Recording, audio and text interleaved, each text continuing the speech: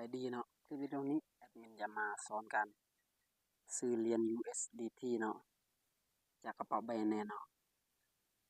เขาซื้อจากกระเป๋า Binance แล้วก็ชำระด้วย BCL1 เนาะแอดมินจะมาสอนอย่างละเอียดเนาะใครที่บ่เคยซื้อมาก่อนเนาะก็มาเบิ่งคลิปวิดีโอนี้ได้เนาะเบิ่งบ่เข้าใจค่อยเบิ่งบันทึกวิดีโอไว้เนาะก่อนจะไปรับชมคลิปวิดีโอนี้ฝากทุกคนกดไลค์กดติดตามเพื่อเป็นกำลังใจในการเฮ็ดคลิปครั้งต่อไปเนาะและกดกระดิ่งแจ้งเตือนเพื่อบ่พลา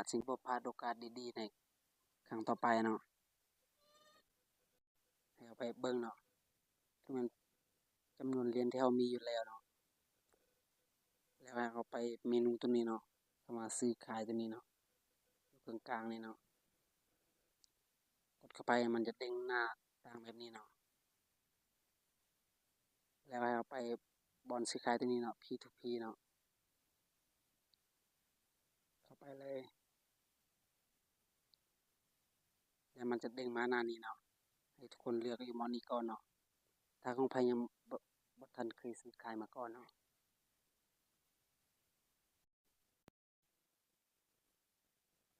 ให้เข้าไปบอนนี้เนาะให้เลือกสกุลเงินของเราเนาะ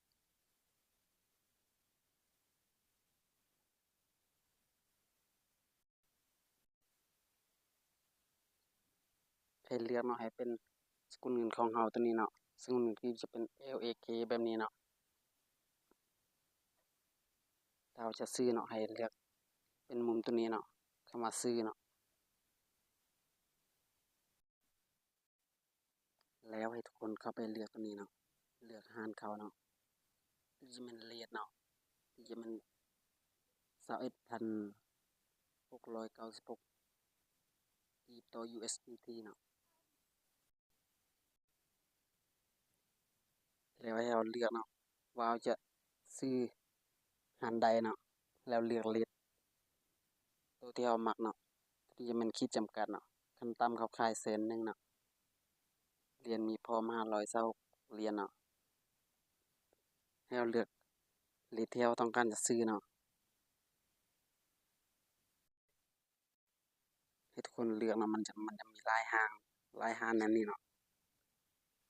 ถ้ามันขึ้นสีฟ้านั่นนี่แปลว่าเขาออนอยู่เนาะถ้ามันขึ้นสีแดงแปลว่าเขาปิดเนาะเราเลือกห้างเลยแอดมินจะซื้อห้างนี้เนาะมันขั้นต่ำเป็น200,000กีบเนาะเรทอยู่ที่21,697กีบต่อ USDT เนาะแล้วให้เข้าไปวันนี้เลยเข้ามาซื้อเนาะนี่มันเขาปิด15 นาทีแล้วเนาะเอาลองเข้าไปเบิ่งเนาะ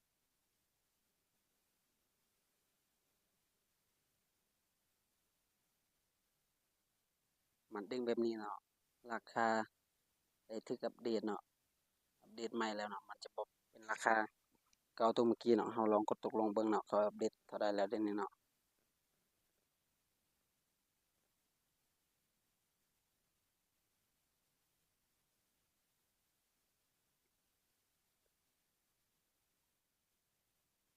เดี๋ยวนี้จะเป็น21,695กีบเนาะแล้วให้วางคำสั่งซื้อตัวนี้เลยเนาะ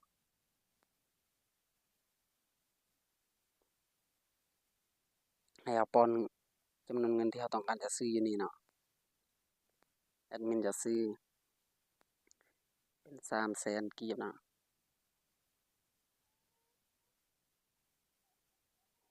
แล้วจำนวนที่เราจะได้รับเนาะ 13.77 USDT เนาะ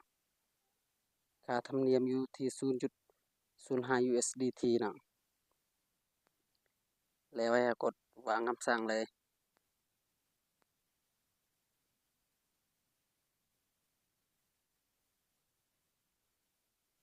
แล้วแบบนี้เนาะ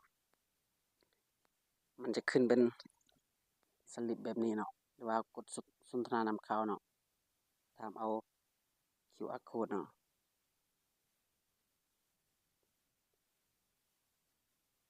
มันจะเซตมาแบบอัตโนมัติเนาะโอนแล้วกดมาเลยเด้อบ่ต้องส่งบิลมันช้าเนาะตัวนี้แบบเขาเข้าใจแล้วเนาะ เอาส่งก็ได้บ่ส่งก็ได้เนาะ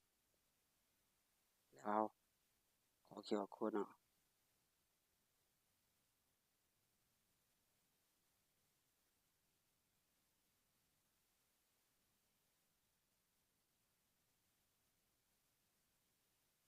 แล้วกดส่งเลยแบบนี้เนาะให้เราแคปจอก็ได้เนาะหรือว่าเราจะกดบันทึกบนนี้ก็ได้เนาะเอาแล้วที่เราจะสะดวกเนาะแล้วเข้าไปอยู่แอป BCL1 เอาเลย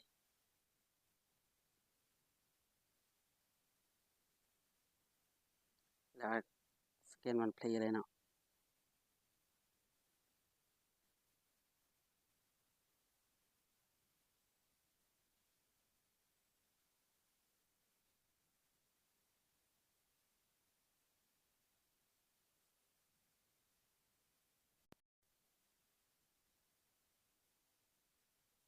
เมื่อมันเด้งมาแบบนี้เนาะแล้วป้อนจำนวนเงินที่เราป้อนอยู่ Binance เนาะให้ตรงกันเนาะ300,000เนาะแล้วกดต่อไปเลยเนาะแล้วใส่รหัสลับของทุกคนเลยเนาะเมื่อทุกคนป้อนรหัส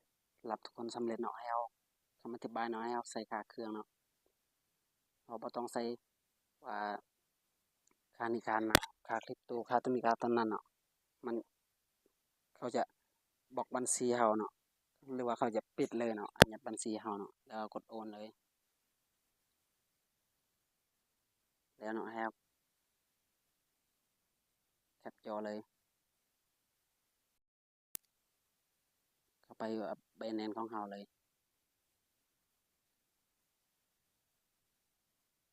แล้วกดหมายบวกเลยเนาะ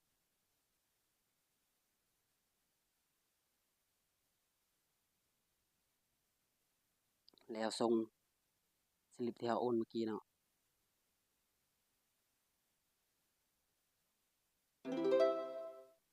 แล้วกดยืนยันอยู่ตัวนี้เนาะ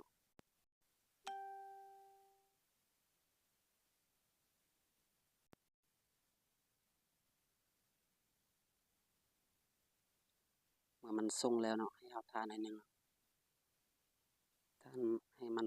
หมายติดก่อนเนาะ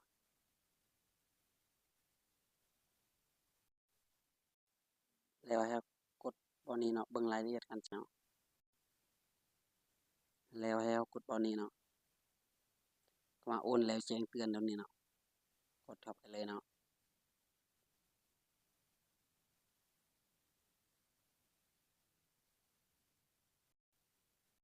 เดี๋ยวจะซ่าหน่อยนึงเนาะ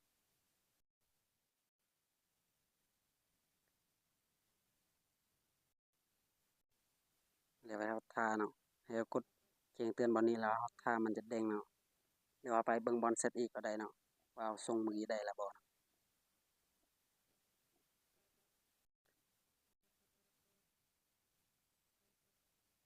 เมื่อส่งแล้วมันจะติ๊กแบบนี้เนาะ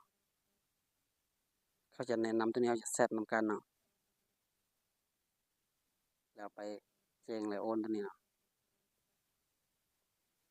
มันจะมีเวลาอันนี้เนาะ2นาทีไปเนาะเอาท่าก่อนเนาะ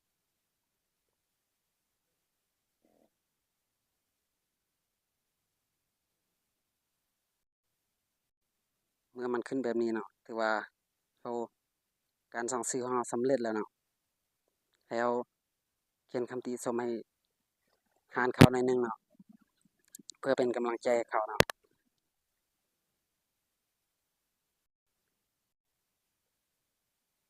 แบบนี้เนาะตัวนี้ม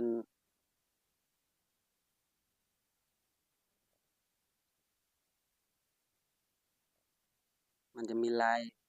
มันอย่างต่างๆแบบนี้เนาะให้เราตัวนี้มันพอใจลายส่ำใดเนาะให้เรากดไปเลยส่ำใดแล้วก็กดไปแล้วเนาะแล้วกดส่งเลย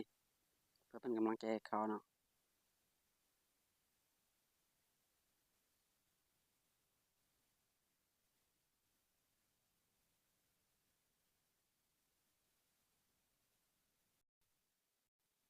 เราส่งคำติชมเขาแล้วเนาะแล้วให้กลับไปเบิ่งเนาะแบบนี้เนาะ จำนวนที่เราได้เนาะว่าเข้าไปใน wallet ของท่านแล้วเนาะกดอะไรก็มันอย่างต่างๆเนาะ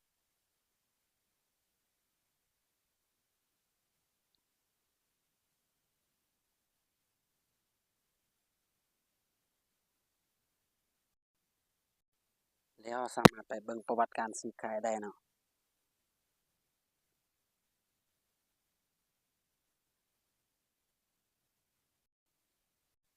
เราสามารถเบิ่งประวัติการซื้อขายเอาไปบ่อนนี้เนาะบ่อนคำว่าคำสั่งตัวนี้เนาะแล้วไปบ่อนคำว่า P2P เนาะประวัติที่เราเคยซื้อขายมาก่อนเนาะ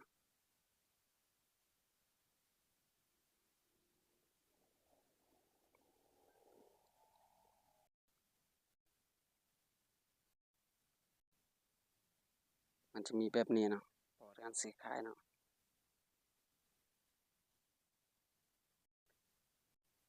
พอสำเร็จเนาะการซื้อขายเนาะไปเบิ่งอยู่กระเป๋าของเราเลยเนาะ